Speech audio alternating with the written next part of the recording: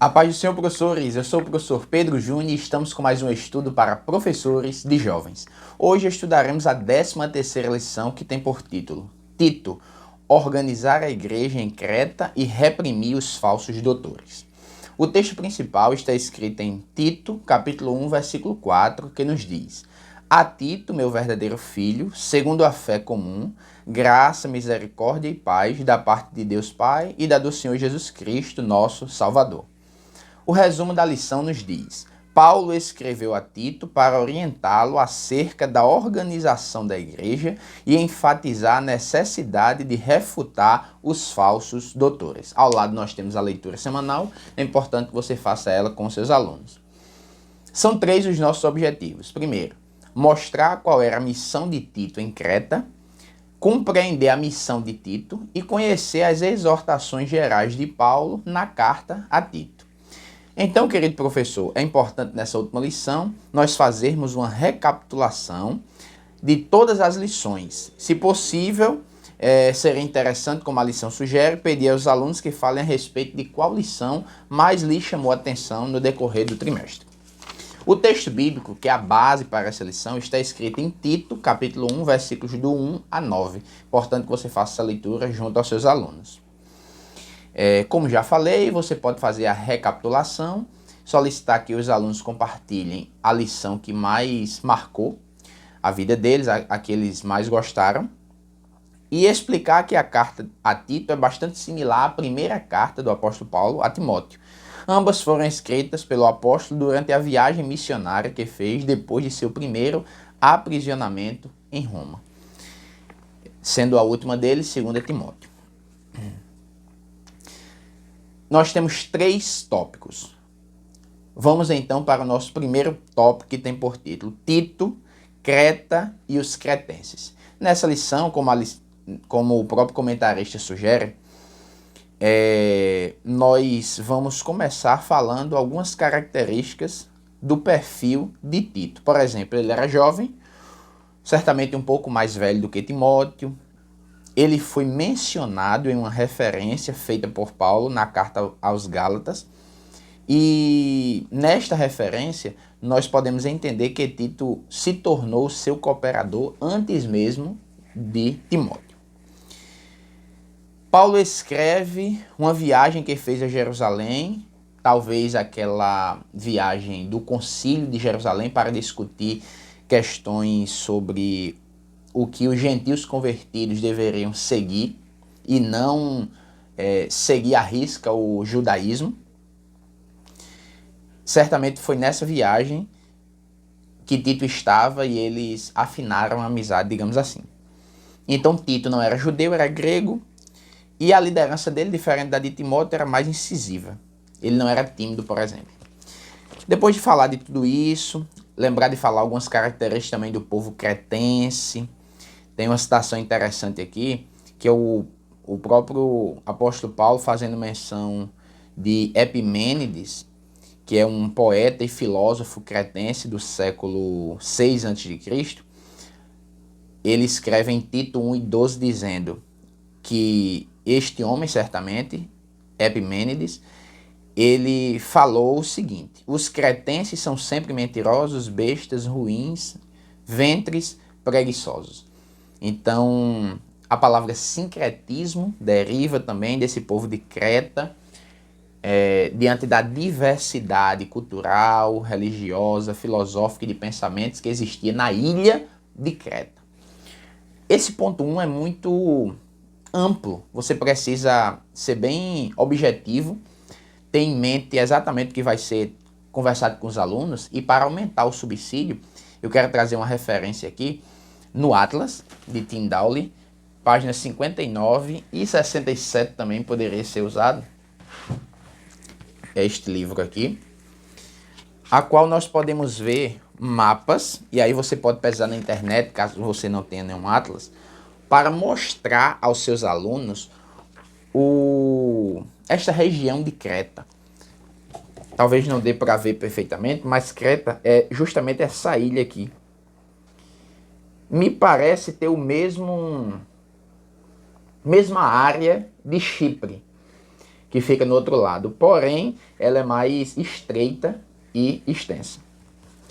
É importante fazer esse apelo geográfico para que os alunos tenham uma compreensão melhor do local em que Tito foi deixado para continuar a obra, assim como Timóteo foi deixado por Paulo para cumprir a missão em Éfeso. Tito foi deixado por Paulo para cumprir essa missão de pastorear e organizar a igreja na ilha de Creta, as igrejas da ilha de Creta. Ok, querido professor? São esses os nossos subsídios do ponto 1. Vamos agora para o nosso segundo ponto da lição.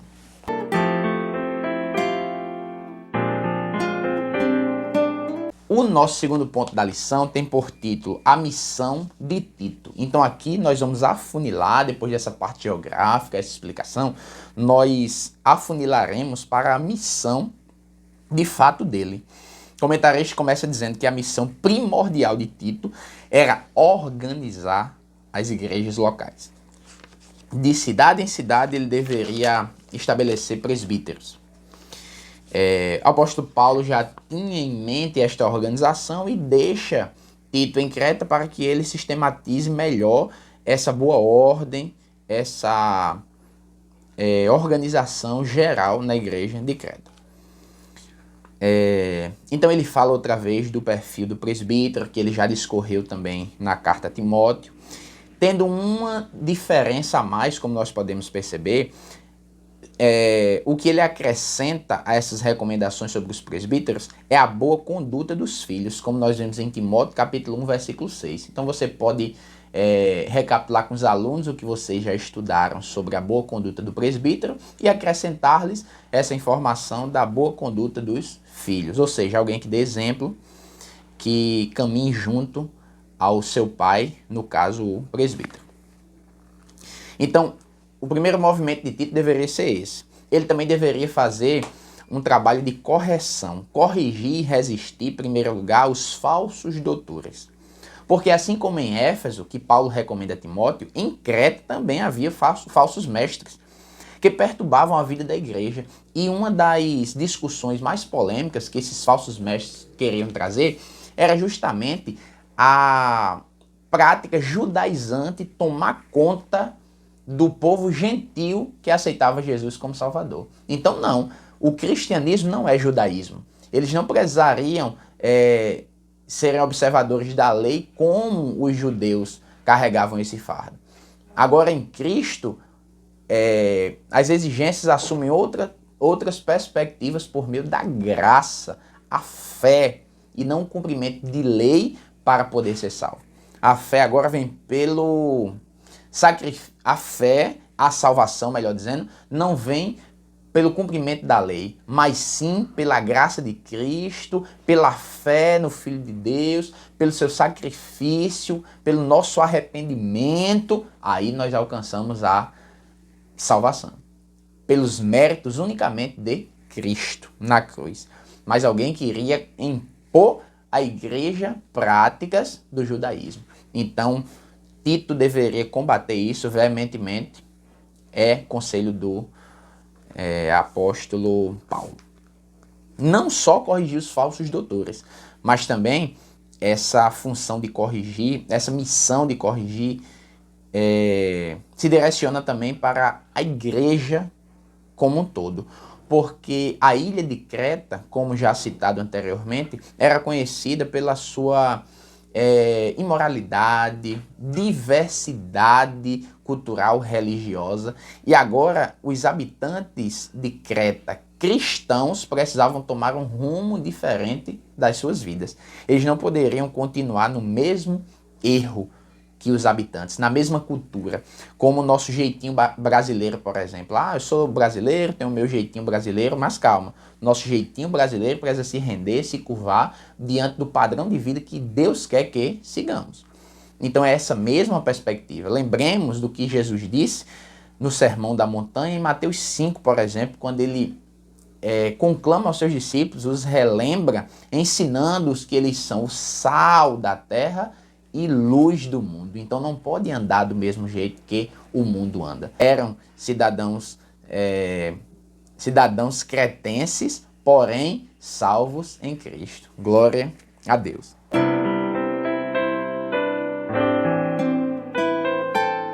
Olá, querido professor.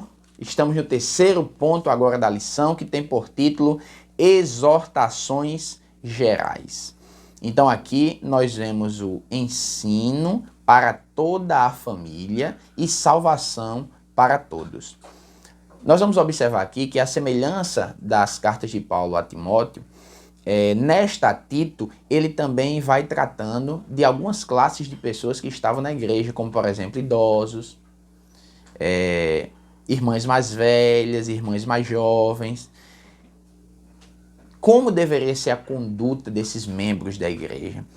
Para subsidiar esse ponto, eu queria ler aqui um comentário bem interessante da série Cultura Bíblica, que é conhecido também como Comentário das Bolinhas, na sua página 201, a começar, melhor dizendo, da página 201, onde ele começa a relatar os nichos, as pessoas às quais Paulo faz referência, os grupos de pessoas, melhor dizendo, aos quais Paulo faz referência a Tito, para que ele exorte e ajude também. Primeiro, ele vai falar de idosos, no capítulo 2, versículos de 1 a 3, nós vamos observar isso. Então, aconselho para os idosos. No capítulo 2, versículo 4 a 8, aconselho aos mais jovens. Por exemplo, quando ele diz que as mulheres mais idosas devem ensinar as mulheres novas a amarem o marido e os filhos. Então tem conselho para essas duas classes de pessoas. Nós vemos no capítulo 2, versículo 9 e 10, conselho aos escravos cristãos agora.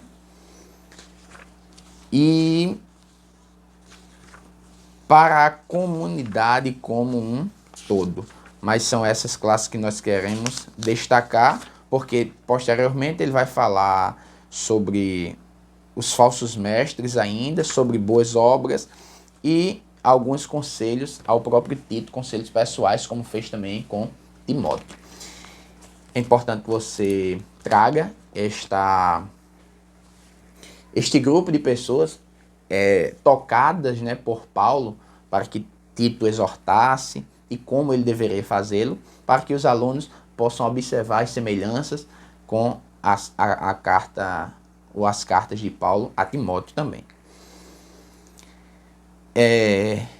Vemos então que o ensino foi para toda a família, toda a igreja, todos deveriam ser instruídos na palavra de Deus.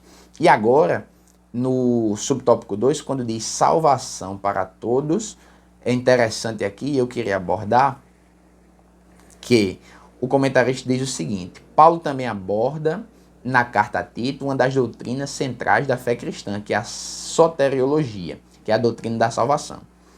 A graça de Deus foi manifestada, trazendo salvação para todos os homens. Capítulo 2, versículo 11.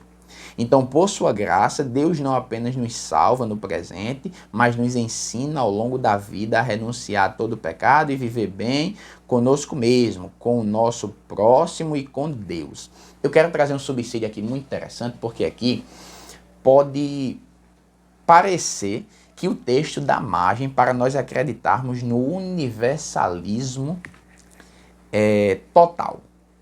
Para isso, para essa discussão, eu quero fazer uso da teologia sistemática, nossa teologia sistemática, publicada, vendida aqui pela nossa casa publicadora, da Assembleia de Deus, a partir da página 358.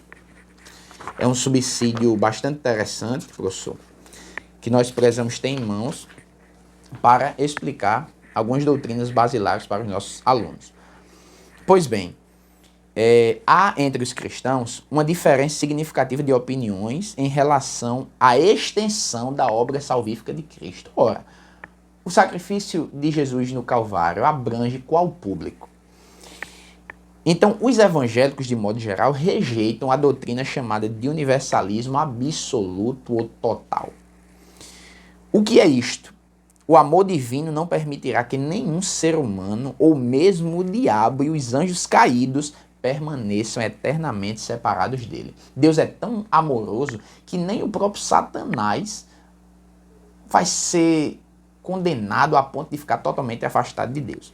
Mas isso contraria de maneira violenta a exegese bíblica no que diz respeito ao assunto. Porque nós vemos que o inferno foi criado para todos aqueles que seguem a Satanás, para os seus anjos em relação a demônios e para o próprio Satanás. Numa análise mais detalhada, nós vamos observar isso. Então, se foi criado para este fim, não faz sentido Deus perdoar a todos e não condená-los. Deixando claro que a salvação alcança todos os homens, mas não nessa perspectiva do universalismo absoluto. Resta-nos então outras duas linhas.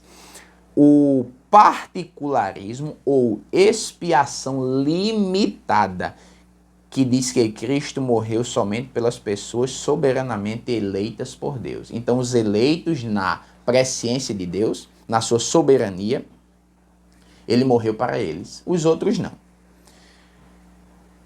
Não nos parece ainda coerente. A outra corrente é o universalismo qualificado, que melhor interpreta as Sagradas Escrituras e a qual nós adotamos enquanto pentecostais. Consiste em Cristo morreu por todos, mas sua obra salvífica é levada a efeito somente naqueles que se arrependem e creem no Senhor Jesus. Vejamos ainda página 361, quando o comentarista cita, por exemplo, para embasar este argumento. Paulo diz que Jesus se deu a si mesmo em preço de redenção por todos. Então ele morreu por todos nós. 1 Timóteo 2,6. A Bíblia diz o seguinte: Deus quer que todos os homens se salvem. 1 Timóteo 2,4. Mas Deus quer, porém, o homem escolhe muitas das vezes se distanciar de Deus. A ideia conclusiva deste pensamento é: a expiação é ilimitada. Não foi para alguns apenas, foi para todos a morte salvífica de Jesus. No sentido de estar à disposição de todos os homens. Porém, é limitada no sentido de que ela só se faz eficaz para aqueles que creem. O gatilho é crer. Está à disposição de todos, mas é eficiente apenas para os eleitos, porque são os que creem. Glória a Deus. Então, professor, nós precisamos explicar aqui. A graça de Deus foi manifestada, trazendo salvação para todos os homens. Realmente, Jesus diz, olha aí a salvação. Peguem a salvação, eu ofereço a salvação. O que é que vocês precisam fazer? Creiam em mim, vivam a minha palavra, estejam comigo. Então, a salvação vem pela fé em Deus, através da sua graça salvífica. Deus nos dando aquilo que nós não merecemos. Então, o universalismo absoluto ou total, rejeitemos. Deus morreu por todos nós, mas nós precisamos aceitar esse sacrifício salvífico. Pois bem, são esses nossos subsídios. Vamos para o nosso momento EBD.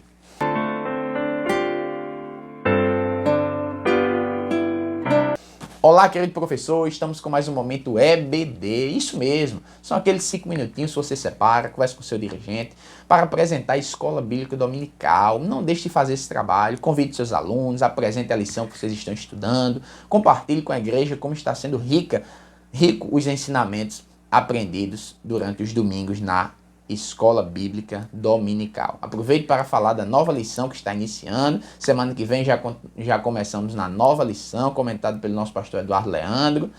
E faça o convite. Tenho certeza que Deus tocará nos corações e dará tudo certo em nome de Jesus.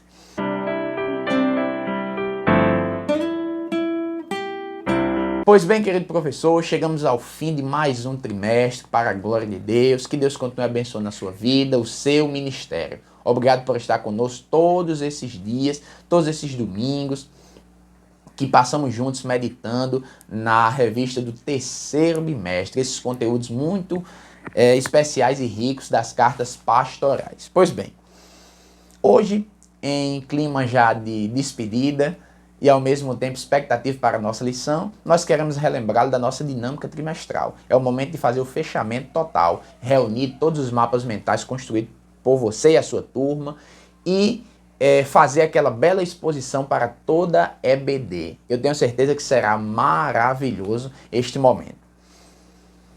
Depois da nossa dica trimestral, nós temos a nossa dica da lição. Isso mesmo, a dica trazida pelo nosso comentarista. É a orientação pedagógica, que consiste no professor fazer a seguinte pergunta aos alunos. Qual o propósito de Paulo escrever a Tito? Você ouvirá os seus alunos e em seguida vai expor para eles o esboço tirado da Bíblia de Estudo Pentecostal, da CPAD, que está na página 91 na sua revista de professor. Você pode ampliar, imprimir para que seus alunos vejam melhor e compartilhar com eles, será uma bênção em nome de Jesus. Professor, para essa última lição, preparamos palavras cruzadas com alguns conceitos dessa nossa última lição. Portanto, você faça aquele resumo, como já falamos no início, e terminar com essa dinâmica maravilhosa das palavras cruzadas. Tenho certeza que seu aluno gostará, seus alunos ficarão animados com a dinâmica e dará tudo certo em nome de Jesus. Desde já, desejamos a você um excelente domingo, uma excelente aula, que Deus continue abençoando sua vida, o seu ministério, a sua classe, para a glória de Deus.